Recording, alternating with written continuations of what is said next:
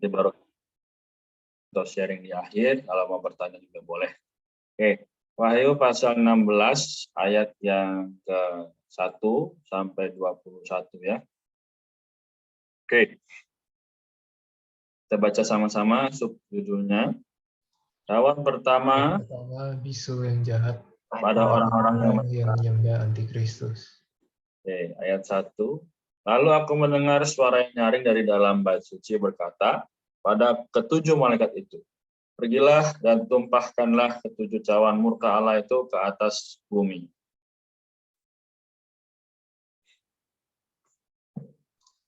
Malaikat yang pertama itu pun pergi, dan ia menumpahkan cawannya ke atas bumi. Maka timbullah bisul yang jahat dan yang berbahaya pada semua orang yang memakai tanda dari binatang itu dan yang menyembah patungnya. Cawan kedua. Dan kedua, laut menjadi darah. Malaikat yang kedua menumpahkan cawannya ke atas laut, maka airnya menjadi darah, seperti darah orang mati, dan matilah segala yang bernyawa yang hidup di dalam laut. Cawan tiga. Sungai dan mata-mata air menjadi darah. 4. Malaikat yang ketiga menumpahkan cawannya ke atas sungai-sungai dan mata-mata air, dan semuanya menjadi darah. Kemudian aku mendengar malaikat yang berkuasa atas air itu berkata, adil, engkau ada dan yang sudah ada, engkau yang kudus, sebab engkau telah menjatuhkan hukuman ini. Ayat 6. Karena mereka telah menumpahkan darah orang-orang kudus dan para nabi, engkau juga telah memberi mereka minum darah. Hal itu wajar bagi mereka. Lalu aku mendengar mesbah itu berkata, ya Tuhan, Allah yang Maha Kuasa, benar dan adil segala penghakiman-Mu. Cawan keempat, matahari menghanguskan manusia dengan api. Malaikat yang keempat menumpahkan cawannya ke atas matahari, dan kepadanya diberi kuasa untuk menghanguskan manusia dengan api. Manusia dihanguskan oleh panas api yang dahsyat, dan mereka menghujat nama Allah yang berkuasa atas malapetaka itu, dan mereka tidak bertobat untuk memuliakan Dia. Ya, cawan kelima, kerajaan antikristus menjadi gelap. Malaikat yang kelima menumpahkan cawannya ke atas tahta binatang itu, dan kerajaannya menjadi gelap, dan mereka menggigit lidah mereka karena kesakitan. Oke, ayat 11, dan mereka menghujat Allah yang di sorga karena kesakitan dan karena bisul mereka. Tapi mereka tidak bertobat dari perbuatan-perbuatan mereka. Cawan ke-6, sungai Efrat menjadi kering. Malaikat yang keenam menumpahkan cawannya ke atas sungai yang besar, sungai Efrat, lalu keringlah airnya, supaya siaplah jalan bagi raja-raja yang datang dari sebelah timur. Visi yang disisipkan antara cawan ke-6 dan cawan ke-7 berkumpulan di Harmagedon. Lalu aku melihat dari mulut naga dan dari mulut binatang dan dari mulut nabi palsu itu keluar 3 roh najis yang menyerupai katak. Itulah roh-roh setan yang mengadakan perbuatan-perbuatan ajaib, dan mereka pergi mendapatkan raja-raja di seluruh dunia untuk mengumpulkan mereka guna peperangan pada hari besar, yaitu hari Allah yang Maha Kuasa. Lihatlah, aku datang seperti pencuri. Berbahagialah dia yang berjaga-jaga dan memperhatikan pakaiannya, supaya ia jangan berjalan dengan telanjang dan jangan kelihatan kemaluan. Ayat 16, lalu ia mengumpulkan mereka di tempat dan dalam bahasa Ibrani disebut Harmagedon. Cawan ke-7, gempa bumi terbesar dan es besar. Malaikat yang ke-7 menumpahkan cawannya ke angkasa. Lalu dari dalam bait suci kedengaranlah suara yang nyaring dari tahta itu. Katanya sudah terlaksana. Kilat pun memancar dan bunyi buruh menderu, dan terjadilah gempa bumi yang dahsyat seperti belum pernah terjadi sejak manusia ada di bumi. Begitu hebatnya gempa bumi itu. Lalu terbelahlah kota besar itu menjadi 3 bagian, dan runtuhlah kota-kota bangsa-bangsa yang tidak mengenal Allah. Maka teringatlah Allah akan Babel yang besar itu untuk memberikan kepadanya cawan yang penuh dengan anggur kegeraman murkanya. Semua pulau hilang lenyap, dan tidak ditemukan lagi gunung-gunung. Ayat 21. Hujan es besar, masing-masing seberat 1 talenta, yaitu dari langit menimpa manusia, dan manusia menghujat Allah karena malapetaka dan es itu. Sebab malapetaka itu sangat dahsyat. Amin. Oke, ya jadi pembacaan kita sampai di sini porsinya hari ini. Sekarang kita lihat ya, jadi dari ke-21 ayat ini, begitu banyak yang terjadi. Ada 7 cawan ya. Jadi ini adalah bagaimana kembali ada namanya seperti itulah dalam perjanjian lama. Nah, tapi ini semua adalah untuk apa? Untuk memberikan kesusahan besar. Ya, jadi sekali lagi kita tahu bahwa Tuhan akan segera datang. Namun pasal 16 ini menekankan apa yang akan terjadi. Ya, jadi teman sekalian pada malam ini kita tahu bahwa hari ini semua manusia sedang berjuang, ya berjuang entah untuk hidup, untuk menjadi orang yang lebih baik, ya. Tapi kalau tidak diimbangi dengan kerohanian itu sama saja dengan nol, ya. Maka di sini dibilang ya, banyak hal tadi yang terjadi.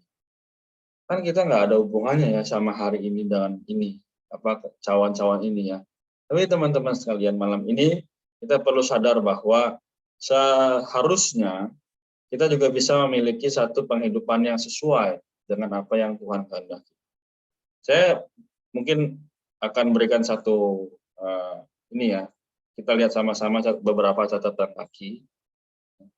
Jadi ini untuk memperjelas saja, nanti kalau ada yang mau bertanya atau sharing boleh ya. Jadi di cawan di sini dibilang apa? Ketujuh malapetaka terakhir dari cawan ketujuh ini adalah akhir dari murka Allah, namun murkanya terbatas. Kalau tidak seluruh bumi beserta penduduknya akan musnah semuanya. Demi menggenapkan ketetapan kehendak akalnya dalam penghakiman atas bumi, Allah masih membatasi murkanya yang terakhir.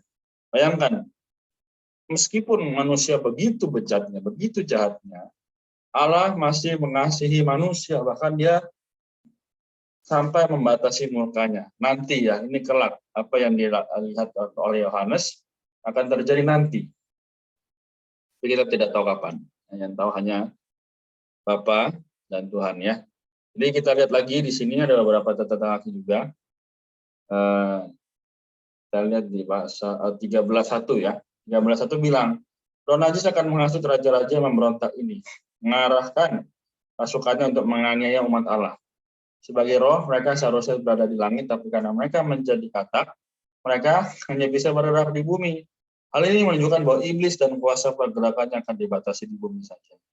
Jadi pada saat itu ya, pada saat itu, ketika orang masih tertambat atau tertinggal karena tidak memenuhi syarat untuk terangkat, maka mereka akan disiksa.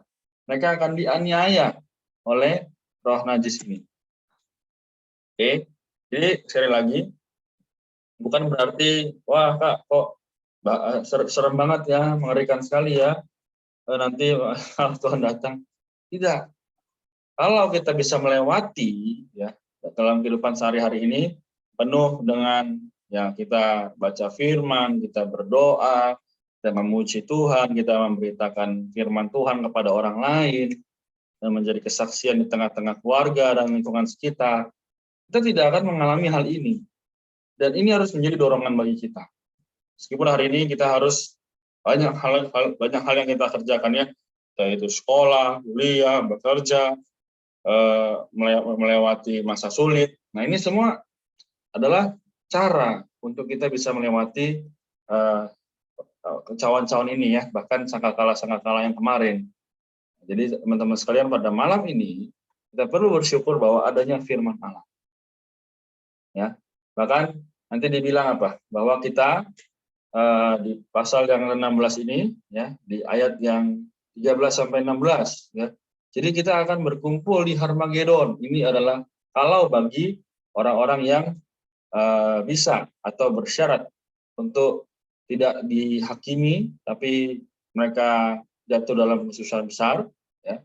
Mereka akan sama-sama juga bisa namanya dipelihara ya, supaya tidak di ayat 15 ya, datang seperti pencuri, berbahagialah dia yang berjaga-jaga dan memperhatikan pakaiannya, supaya jangan berjalan dengan telanjang dan jangan kelihatan kemaluannya. Nah, jadi ini orang-orang ini adalah dikumpulkan di Harmagedon. Ini adalah kasih karunia Tuhan. Ya. Jadi semoga kita semakin hari meskipun masih muda, boleh banyak memiliki satu hubungan yang baik dengan Tuhan. Entah itu kita sama-sama, entah itu secara pribadi dengan Tuhan, jadi isi, dikuatkan, dipenuhi.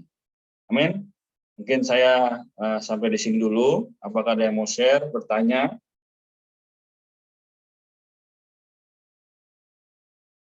Kalau tidak ada, nanti saya akan lanjutkan untuk menutup. Oke, hitung ya.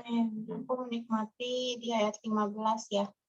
Jadi memang Tuhan ini akan datang seperti pencuri ya. Kalau pencuri datang pasti nggak ngasih tahu ya. Kalau ngasih tahu berarti bukan pencuri namanya. Tapi di sini konteksnya kok pencuri sih kayak negatif ya. Tapi sebenarnya ini lebih kepada sikap kita terhadap kedatangan Tuhan itu harus berjaga-jaga ya.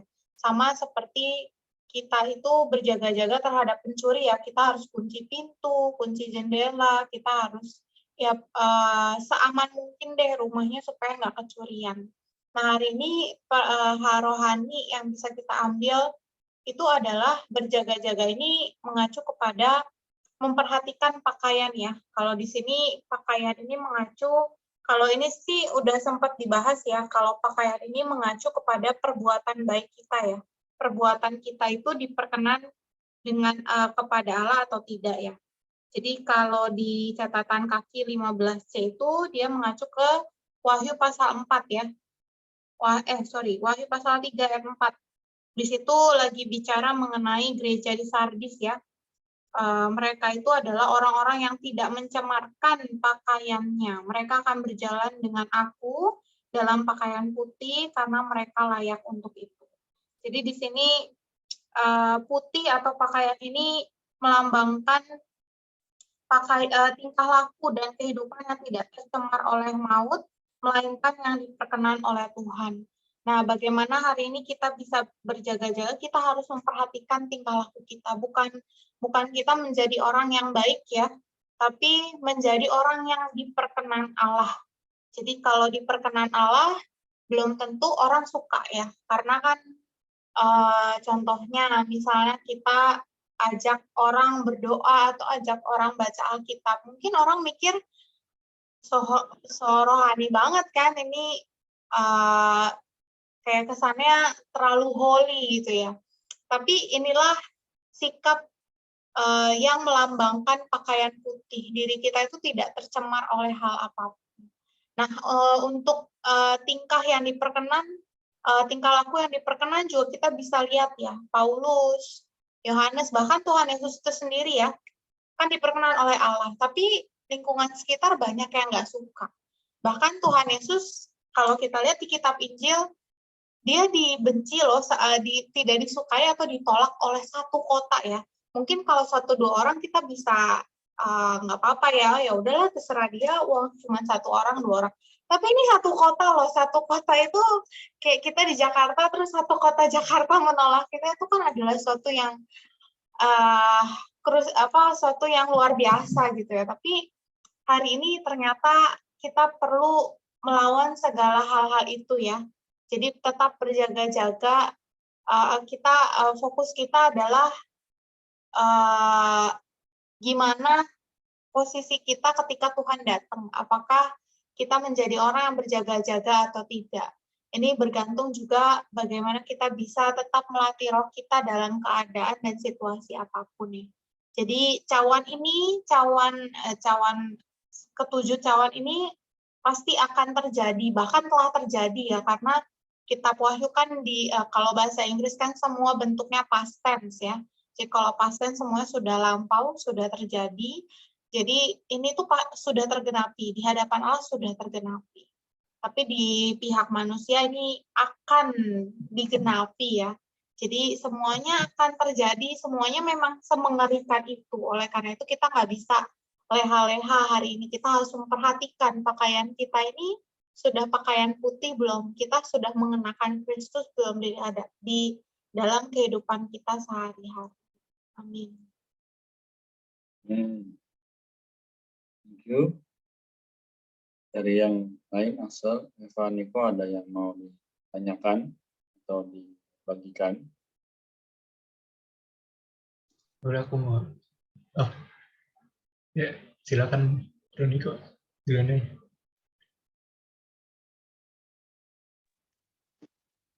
Aku nggak ada berapa. Belum ada. Oke. Itu Asal.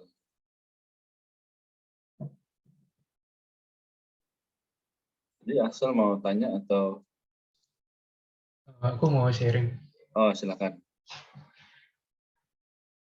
Tadi saat kita baca itu ya ada beberapa kali disebutkan,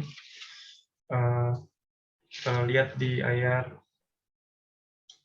9, ayat 11 sama ini yang terakhir. Oh, ayat 21 ya. Itu dikatakan tuh manusia itu menghujat Allah itu ya. Jadi manusia itu menghujat Allah atas malapetaka yang ya mereka terima itu. Nah, ini menunjukkan bahwa emang kondisi manusia tuh segitu jatuhnya gitu ya. Sampai mereka tuh menghujat Allah, bukannya mereka mau bertobat gitu. Ya, terus tadi aku sempat penasaran gitu kan. Ini nih di zaman apa sih ini gitu kan. Jadi aku lihat ke gambar yang di belakang, kalau Alkitab versi pemulihan tuh ada timeline ya. Nah, ternyata itu masih masuk dalam zaman anugerah gitu ya. Ya kok, bener kan? Kalau lihat di gambar itu. Betul. Cuma ada saya share kayaknya. Bentar saya coba ambilin lagi boleh, ya. boleh. Bentar. Oke. Wait. Ini.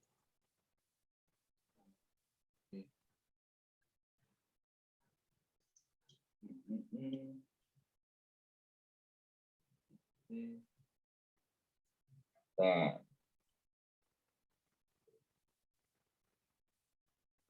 Oh, boleh lanjut aja, Sel. Aku sambil. Oke. Ya, jadi di gambar gambar itu cawan ini tuh 4 cawan pertama, cawan kelima, cawan keenam, cawan ketujuh itu masih dalam zaman anugerah. Nah, kalau di zaman anugerah kan artinya Tuhan masih memberikan kita kesempatan gitu ya. Kesempatan untuk bertobat gitu kan. Nah, tapi ya pada ayat yang kita baca tadi itu ya manusia sama sekali nggak mau bertobat, malah menghujat Allah gitu ya. Nggak ada ya itunya ya di atas gitu sih. Oh, ini beda lagi, ntar coba aku buka lagi. Ya ini kan yang cawan keempat itu yang di kanan itu. Oke, sebentar. Ya. Nah itu kalau di Alkitab, ya kalau di Alkitab versi pemulihan itu ada di atasnya tuh zaman anugerah gitu. Ya, ya aku ini aja sih kayak lihat, wah manusia ini kondisinya segitu jatuhnya gitu, mengerikan ya. Sampai mereka tuh nggak mau bertobat gitu. Padahal memang ya kondisi ini terjadi karena ya manusia kan jatuh gitu ya. Ya baiklah, kita hari ini dalam ya lingkungan kita yang memang bobrok ini ya, merosot gitu kan, karena orang-orang mencari kesenangan sendiri gitu ya, nggak mempedulikan Tuhan gitu. Ya baiklah, kita sama masih ada kesempatan gitu ya. Kita rebutlah kesempatan ini, kita jadi orang yang baik-baik dalam hidup kita gitu. Ya terus datang padanya. Nah ya ini gambarnya. Nah yang di atas itu kan zaman kasih karunia ya. Ya, ini. Tuh. Iya. Itu aja sih. Oke, mantap ya. Jadi Axel sudah bisa lihat sampai situ. Terima kasih. Ya, jadi memang kalau kita lihat kondisi yang tadi Axel bilang memang masih dalam zaman kasih karunia ya. Jadi sekali lagi, moga hari ini ya kita bisa melihat bahwa harusnya saya sebagai orang muda hari ini tidak berbagian atau bahkan tidak mau berbagian di dalam kondisi itu. Kenapa? Sekarang begitu banyak orang muda banyak mengejar hal lain yang di luar Tuhan, tapi justru apa? Menjadikan manusia jatuh ke dalam perkara yang tidak seharusnya, yaitu kesusahan besar. Amin. Kita sampai di sini ya. Ada lagi? Kalau tidak ada kita tutup ya. Jadi teman-teman moga kita, sepanjang usia kita sampai Tuhan hadir kembali nanti datang yang kedua sebagai pencuri, kita boleh diangkat ya. Amin. Puji Tuhan. Baik, ada yang mau sukarela mendoakan kita semua malam ini?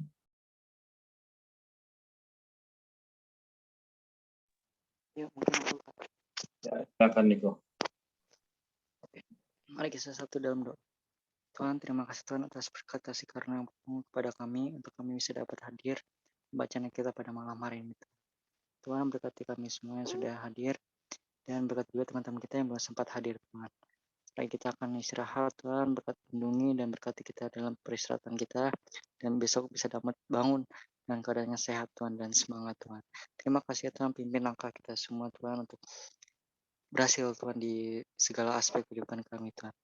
Terima kasih ya Tuhan, kami yang bersyukur. Haleluya. Amin. Terima kasih Niko. Oke, jadi kita sampai